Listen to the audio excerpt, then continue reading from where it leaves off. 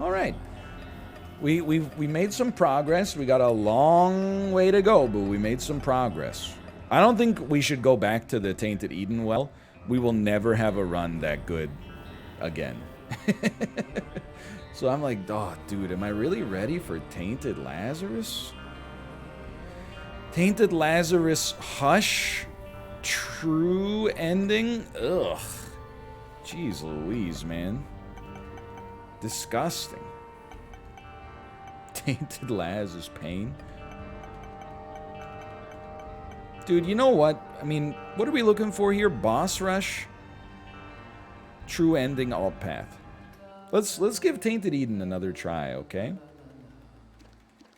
Why not? We're here. We just had a good run. I literally went like a month and a half without playing as Tainted Eden just because she like annoys me, so it's good to be back. Anyway, yeah. I think we decided at the end of that conversation that we feel bad for the lady who poked her sign out in the Tour de France, so we started a GoFundMe to make sure she never has to work again in her life as a result of the stress she's incurred. So now that we put a bow on that conversation...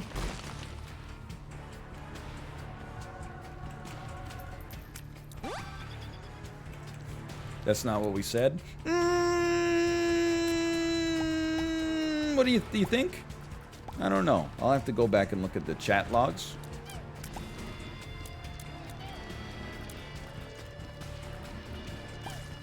Anyway, that's not the most disgusting sporting news that even happened this week.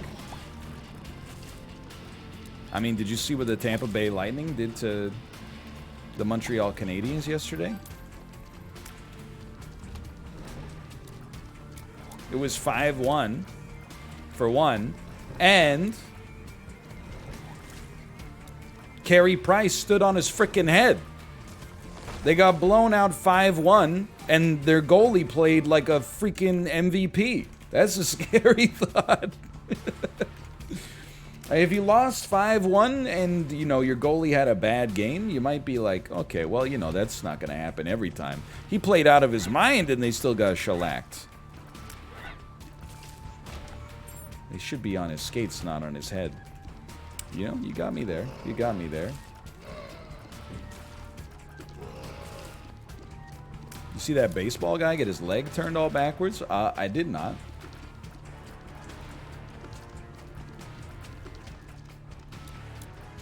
Probably won't.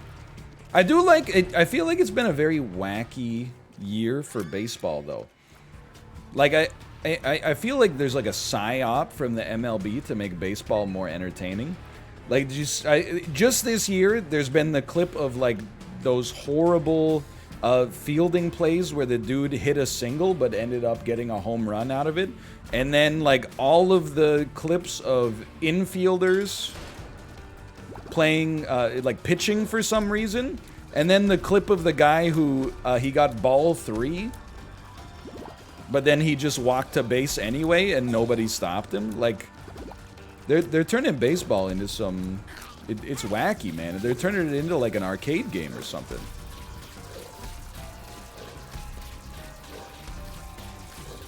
Sounds like Super Mega Baseball. I hear you. Are you cheering for the Clippers or the Suns? Look, I'm not cheering at all, I would say. I'll own up to that. Let's try this. But I would say between those two teams, I love the Twitch Clippers. We love the Twitch Clippers, don't we, folks? But I have nothing against the Clippers, but I always liked the Suns growing up because Steve Nash played for them. So I would say Suns, but I'm not too particular about it. I also, that Sun Valley jersey, I see it around a little bit in Vancouver. When you see a jersey in Vancouver that is not Lakers, Raptors, or a retro Grizzlies jersey, you know is good. So they knocked it out of the park with that Sun Valley jersey, I think. So I gotta give him some respect for that. I'll wait for Jay's appraisal, though. Also, I do find it hilarious that the NBA Finals this year are coming down to Phoenix versus the second most popular LA team, and then Milwaukee against Atlanta. It's like, after 30 years of like Boston, Boston, LA, Boston, LA, Boston, Miami, LA, Boston, LA, LA, LA, Boston, Miami, LA, San Antonio, LA, Boston, Boston. Like, the fact that it's going to be Milwaukee, Atlanta, Phoenix, or admittedly Los Angeles, but the different Los Angeles team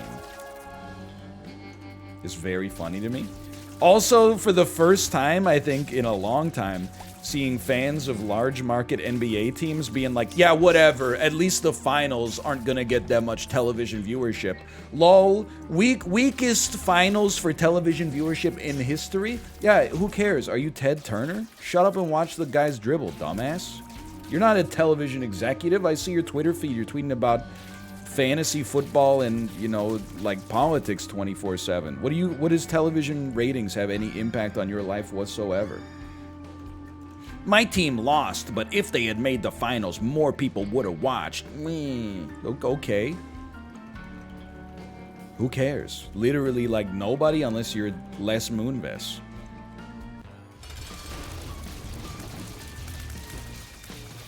Les Moonves is the ex-CEO of CBS, for the record. I know that basketball is not on CBS, but I had to think of a television executive, and it sure as hell wasn't going to be Lorne Michaels.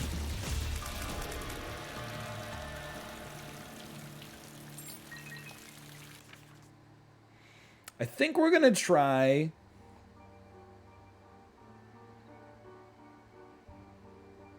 I still think we're going to try angel deals, because they're free. Yeah, why not? How do you know his name? I used to use it as a punchline for Daniel, because he was on Big Brother. So, for example, you could try to make Daniel uncomfortable by saying a swear, and then when he just laughs, go, what, are you worried Les Moonves isn't going to let you on season 26? And then everyone would go, ha ha ha ha. And the Google trend to search up Les Moonves would turn into like a hockey stick. But we don't worry about that anymore. What the? My run? Doesn't matter. Doesn't matter. Please, sire. I did see people in Dan's mentions today trying to get him to... I can't make this up, okay? One of these people that was tweeting Dan also follows me, so if this is you, just congratulations on being part of the bit, I suppose. But Dan tweeted, and it doesn't really matter what it's about. But someone replied in his mentions and went, Dan, you need to get an ape. And what an ape is, in this case, is there is an NFT project, I guess, called Lazy Apes, where... Excuse me? Oh, I gotta dump this? This trinket? And then he had an ape avatar, and then somebody else replied to him and said, yes, Dan would be the perfect spokesperson for Lazy Ape. How do we hook this guy up? And then I looked at the first guy's post, or Twitter feed, and his pinned tweet was like, I will now promote your NFT project. 0.0 Ether for a tweet, and 0.01 Ether for every link and photo added after that. And I was like, are we really at that stage of the ecosystem?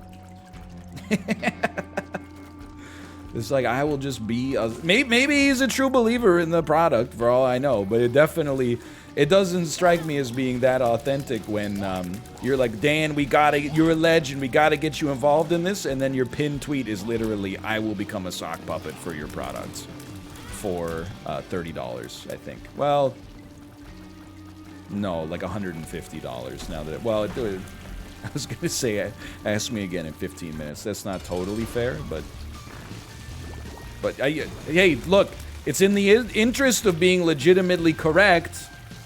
that I walked back a punchline that would have gotten me a lot of street cred in chat, okay? So you can't be mad at me.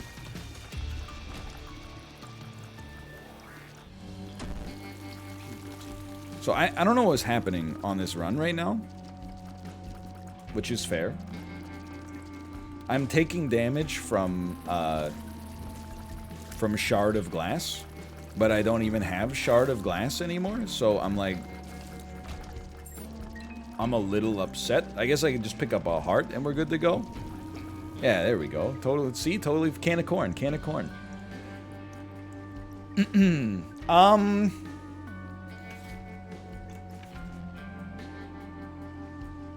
I'm just thinking, okay? I think I'm gonna try to do Boss Rush True Ending. I think I'm gonna say, forget this alt path mumbo jumbo, and I'm gonna do alt path Boss Rush. Because I have a limited amount of confidence in this run. Let's move the goalposts a little bit.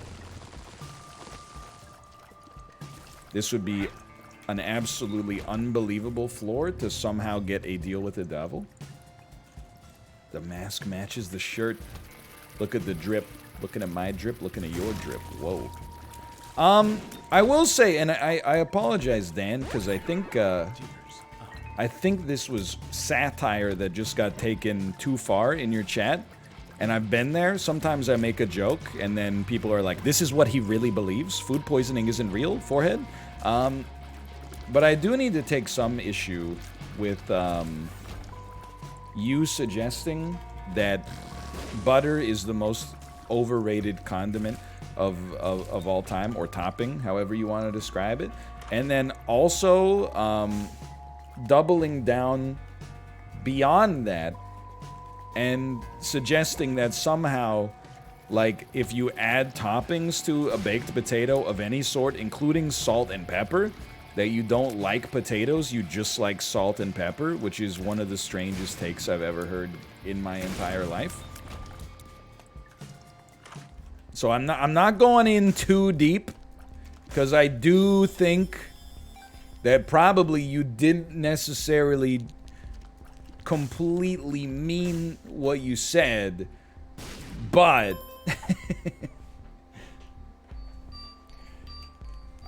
he did say something like, you know, if you put sour cream in your food, that would mean, like, that food wasn't creamy enough by itself. To which I replied, yeah, and also, I don't even heat my food. I mean, if God thought it tasted better hot, then it would have come out of the ground being already cooked.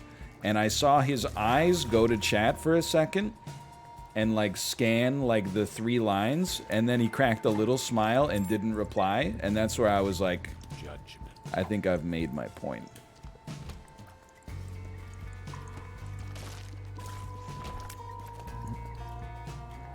Get him. No, but I also didn't, I didn't go in too deep, because I've had that happen, you know, where I, like, say something as a joke, people don't get it as a joke, and then they, start to be like, you really think that Neil Armstrong is a NASA plant because his, if you spell his name backwards, it says, Gnorts Mr. Alien? You really believe that? And I'm like, no, you're gonna make me reveal that, you know, no, my name's not actually The Undertaker, and I don't confer with the dead on a regular basis. You know, that's just the persona I adopt when I'm in the incorporation of the World Wrestling Entertainment Company.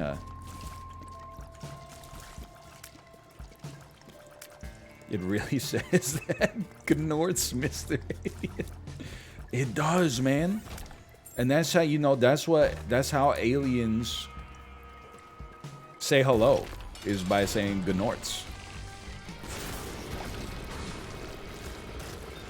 So it's pretty messed up when you think about it. That is absolutely hilarious. Dude, did you see Neil deGrasse Tyson? Who's, I don't know. But I think that it might say Mr. Alien if you spell his name backwards. But did you see him tweet, Dear Hollywood? Which is how you know this tweet's going to be just a steaming pile of absolute nonsense. But anyway, Dear Hollywood. There's no reason that aliens who grew up in a completely different environment than species on Earth should look more like species on Earth than any two species on Earth look like each other. Bro, just shut up. I get it. Like, you went to school, like, a lot. Maybe consider taking, like, a single critical thinking class instead of just, you know, going on podcasts 24/7. Trying to watch Arrival with Neil deGrasse Tyson, and he's like, excuse me, Amy Adams, I can't help but notice the heptapods seem a little bit too close to octopodes. As a result, I think your movie sucks. Frick you. Oh.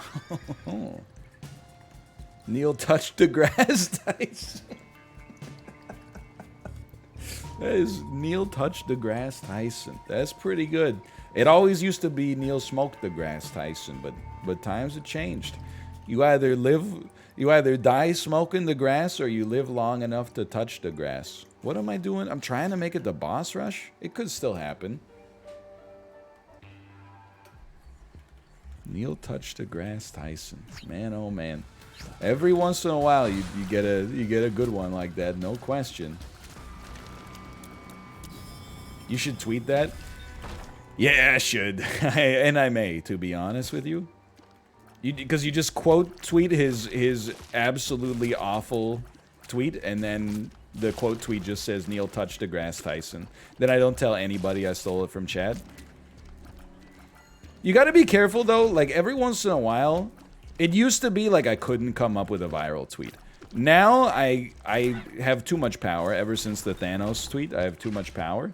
But you have to ask yourself, like, is the value of a viral tweet, which is, okay, the ladder screwed me. This is so good. The ladder saved me. Your ladder saved me. Anyway, the value of getting a viral tweet is literally 0 unless you start shilling for that suction cup vibrator. I think in that case, the value of a viral tweet is literally $50, which is still not that impressive when something, you know, is getting millions of impressions.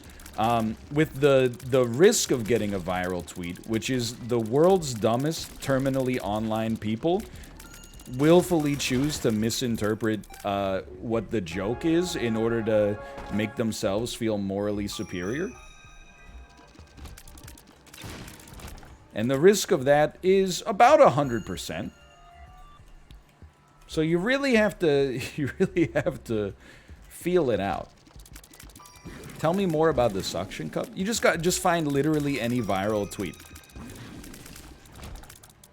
It's a purple thing with a little suction cup on the top of it, and they always try to like make it seem like it's part of the original tweet. Speaking of indoor balconies, your neighbors will be able to hear you shouting from your balcony if you use this purple #1 top-rated vibrator. Also, while you're staring at the ceiling, wouldn't it be nice if you had a little galaxy light up there? Look at this. You can make little cool stars appear in front of on top of your ceiling.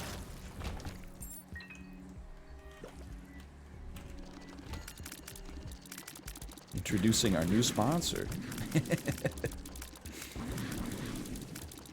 Sign me up. I just laugh when somebody leaked the DMs from like one of those advertisers, and it was literally like they wanted $50. They wanted to pay them $50. The tweet had like millions of impressions. Like, don't get me wrong, I don't think you're selling too many galaxy lights, because everybody has seen them at this point, but also I'm like, $50?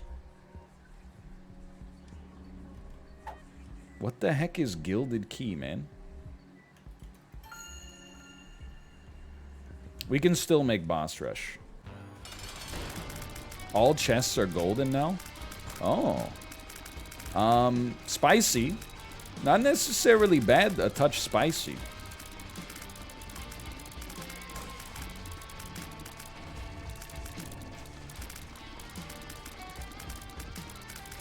I'm gonna miss this run when we get hit, man.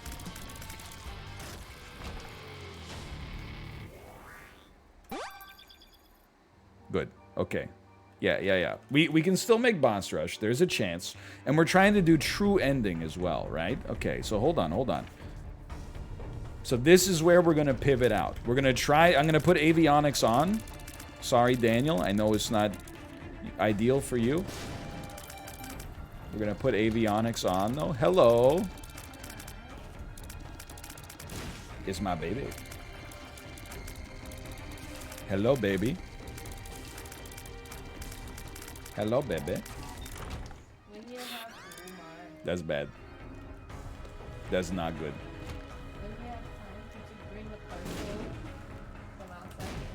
Sure, yeah. Oh, it's her diaper. We need them? Yeah. Post this run, I will go get those diapers.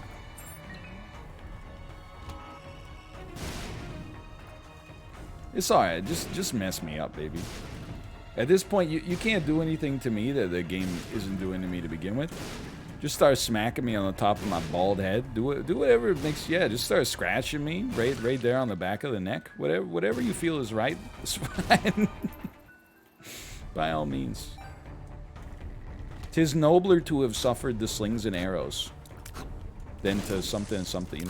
I can hear, she's going dada. She's been whispering dada a lot lately.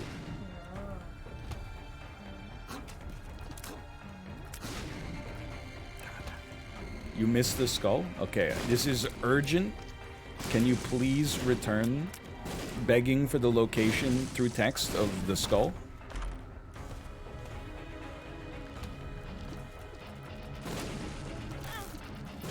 Big room. Oh, thank you. Sci-fi, don't get too attached to it. This is, you know what this is like? You know what the cable guy when Jim Carrey gets hit and he goes, I lost my lisp. And then he gets hit again and he goes, you son of a biff. That's what Tainted Eden is like. It's like I get hit and I'm like, it's the greatest run of all time. And then I get hit again and I'm like, Steven. That's a good bit. Thank you. Ah, dada. I want my dada. Oh, man. Okay, big room. So this room. Tainted skull. I don't see it. This is the biggest room, and yet I don't see it.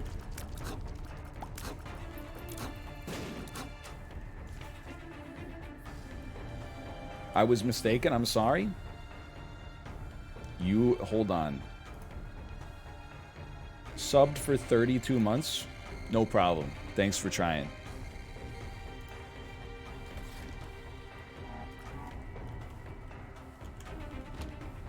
I don't think we're gonna make boss rush. Wait, but were you wrong that we saw the skull, or were you wrong about the skull's location? It makes a huge difference.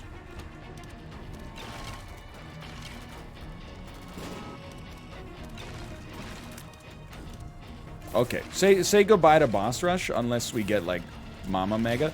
I don't know though, the run is good. But we gotta wait like 3 seconds for the bomb to blow up. Ah, never mind, the run sucks. It's right there, you D-hole! Well, we got the Bible back. We got, well, okay, hold on.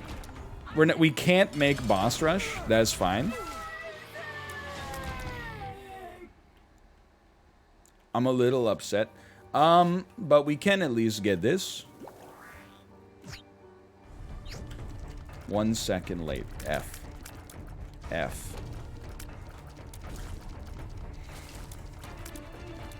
I'm very sorry.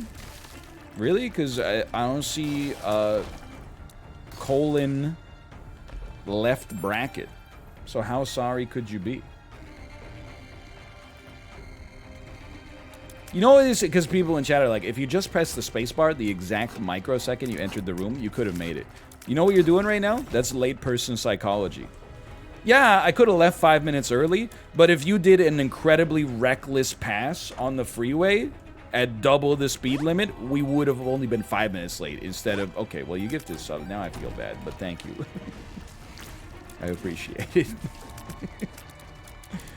Well, thank you.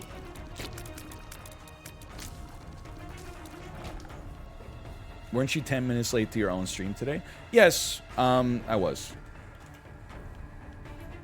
Full stop. But I mean, I did also.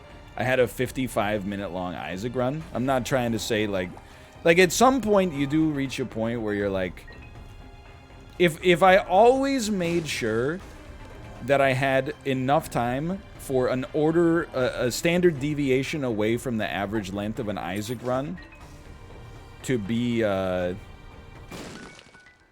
have that much time in order to do an Isaac run, I would make way less Isaac runs, if that makes sense. Because I would be like, oh, I can't make an Isaac run right now. I don't have an hour. I only have 45 minutes. Go to the Polaroid room. That's pretty smart. So the occasional, like, 10-minute lateness on that is actually something that I would consider, like, necessary in order to get daily Isaac episodes right now.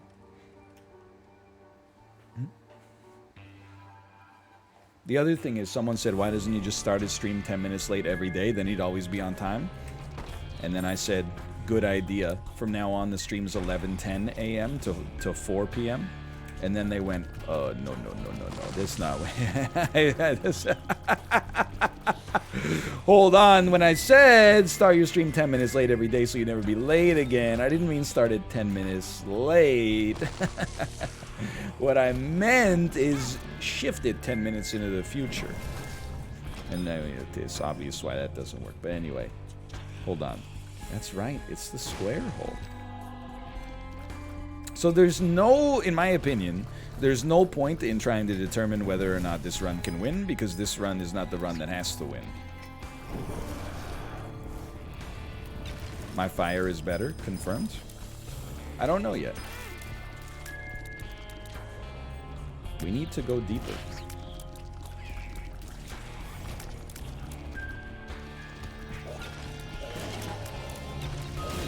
I got nothing else to say. Like, it's really hard to get the banter engine going. Is it Crown Royale bag? On a run where, like, everything's twisted all the times? All the time?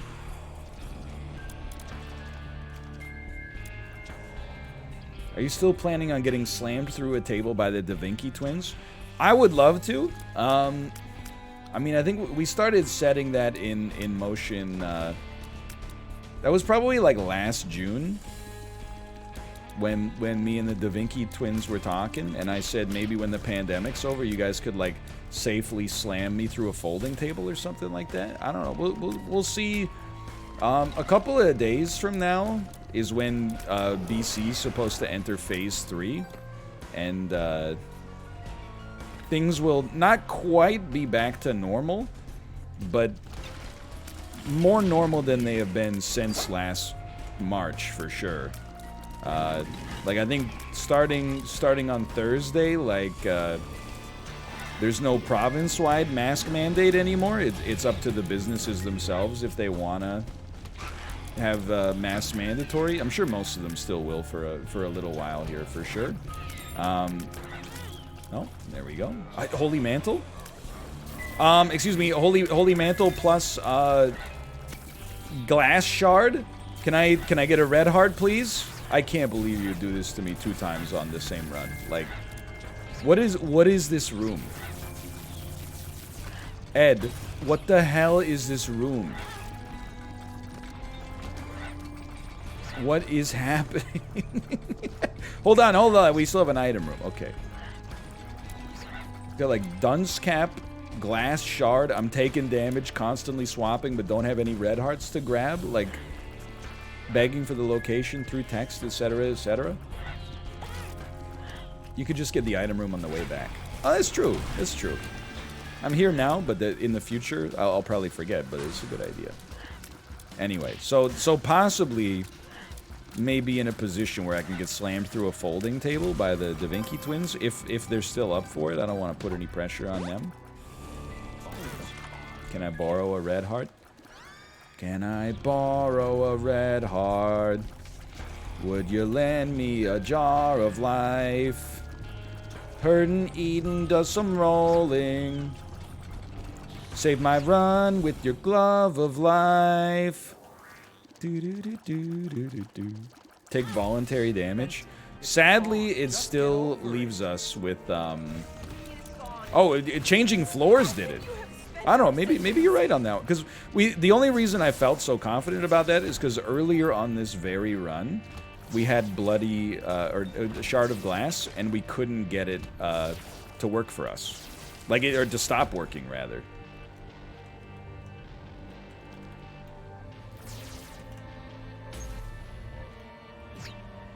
I sleep in a race car, Homer. Do you? I sleep in a big bed with my wife. Oh, yeah. Dude, honestly, as time goes on, my favorite episode of The Simpsons changes. I think I used to say my favorite episode was You Only Live Twice. You Only Die Twice. Whatever the...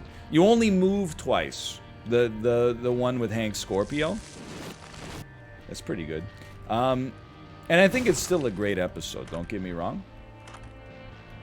But I think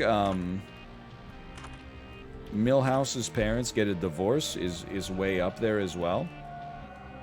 So many good times. That's it? After 30 years of service at the cracker factory, it's just goodbye and good luck? I don't recall saying good luck.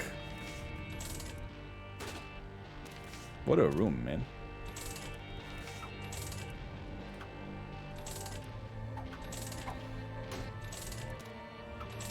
Four tinted rocks. Very good Kirk Van Houten impression. Thank you. Thank you.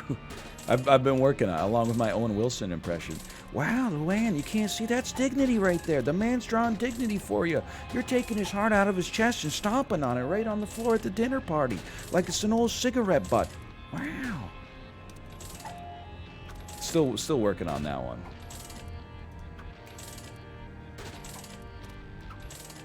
It's still kind of like Little Nicky.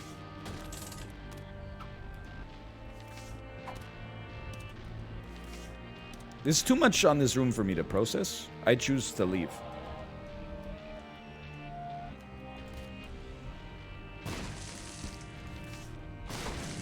But, oh my god, we're still pogging. Okay, strength is good. Sun is really good goodbye. I'm free. Do what I want any old time. Yeah. Strength is good too, don't get me wrong. Like, the cards are so valuable for the dogma fight. For me to poop on. He's self-destructive.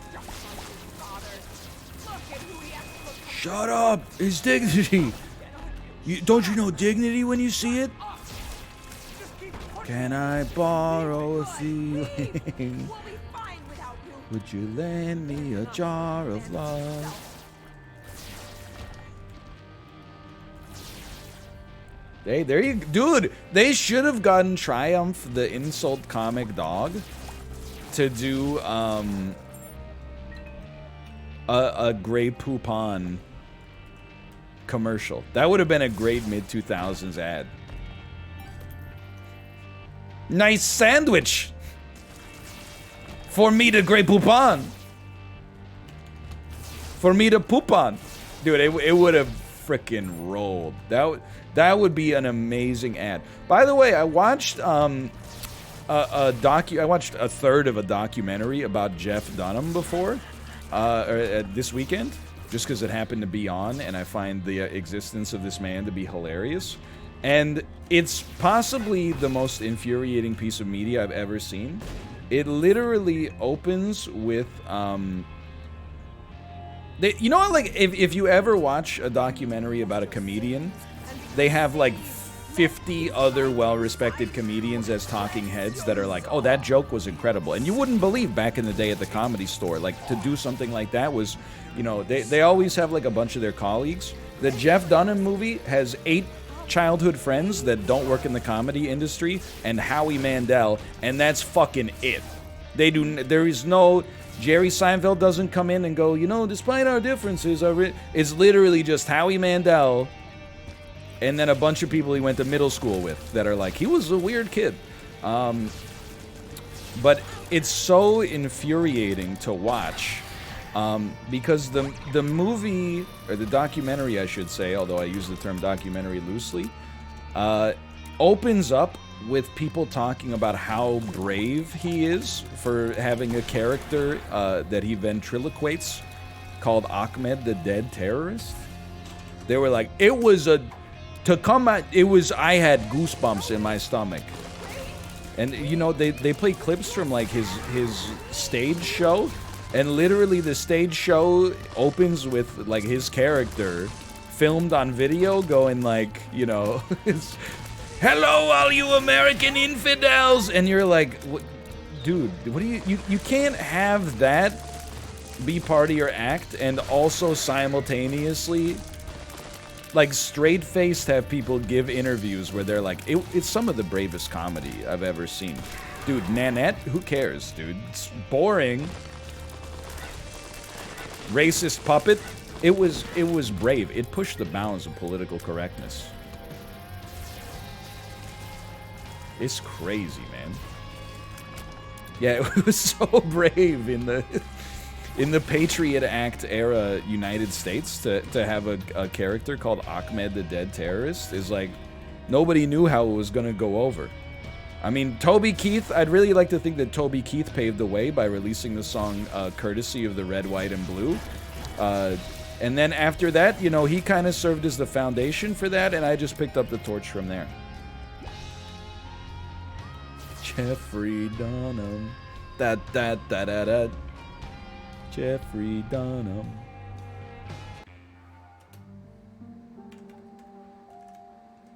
Forgot red key. Oh no. Anyway, yeah, I can't sleep. I can't hold still. The only thing I really know is she got sex appeal. I can feel too much is never enough. Glad I got you by my side when the times get rough, but I ain't gonna lie. Your loving gets me high. To keep you by my side, there's nothing that I won't try. Butterfly in your eyes and the looks to kill. The time has passed and I'm asking, can this be real? Because I can't sleep, I can't hold still. The only thing I really know is she got sex appeal, and I can feel too much is never enough. It's the Mobius Crazy Town.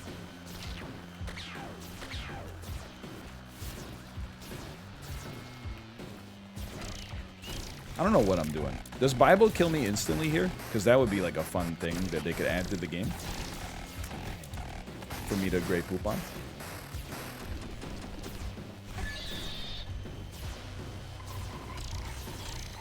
No, yes? Okay. Let's just not chance it. How about that?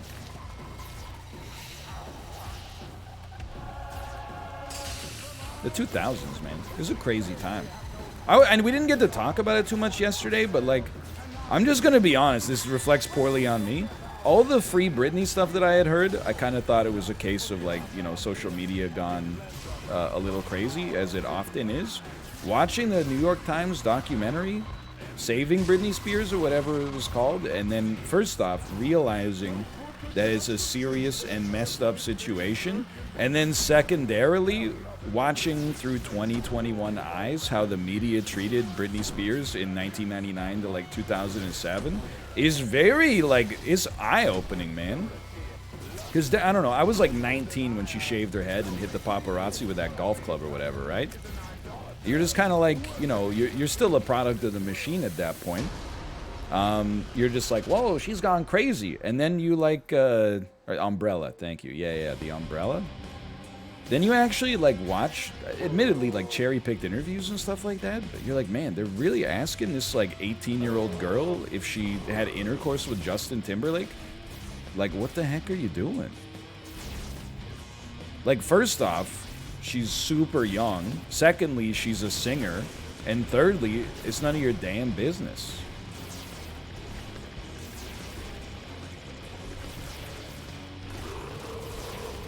Just weird, man. Yeah, and it's weird at the time that like nobody was. I don't recall at least anybody questioning it. But I think it is one thing they talked about is how like back in like the mid 2000s, like literally nobody talked about mental health at all. It was just either like, instead of it being a spectrum, it was like, you know, hey, celebrity's gone from sane to crazy. And you're like, oh, if I had a lot of money, I would simply choose not to go insane. There was it like the wife of the governor of Delaware? There's a great quote in the documentary where she said, honestly, I think if I had the chance, I would shoot Britney Spears because it's so hard to be a parent when she's running around in these skimpy outfits and stuff like that. And you're like, it's so hard to be a parent because Britney Spears is setting a bad influence that you would murder her with a gun? Are you insane?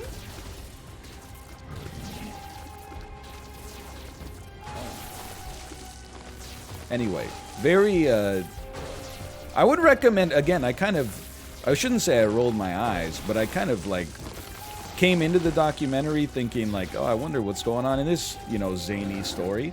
And then it is not a zany story. I would encourage you to watch it if you have access to Hulu.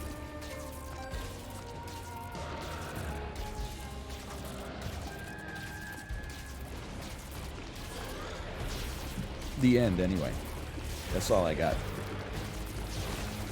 Yeah, that's the thing, man. Like, especially, I think, when I was 17 or whatever, and Britney Spears went in, well, I was going to say went insane, but that's obviously not what I mean. When she, took the umbrella to that paparazzo's car because he wouldn't stop harassing her on, like, the worst day of her life, you're just like, oh, I'm a kid. She's an adult. Like, I wouldn't do that when I'm a kid. Or when I'm an adult, I should say. Now I'm like, dude, she was 25. I'm, 32. I still get annoyed by, like, stuff that is a fraction. Like, my day can get ruined by stuff that is a fraction of the scale that she goes through. And I'm older. And also, like, I don't want to say wiser, but, like, I didn't grow up in, like, a pop star bubble where, like, it's kind of like a fantasy reality for a bit, which I think makes it even harder to deal with. I know that sounds like an insult, but I mean it sincerely. I grew up in a well-adjusted situation where my dad wasn't trying to exploit me so he could get a boat. Anyway, easy win. Thanks, Britney, for that one. Flawless beast kill, no problem. No problem. /marker. Tainted Eden. Okay,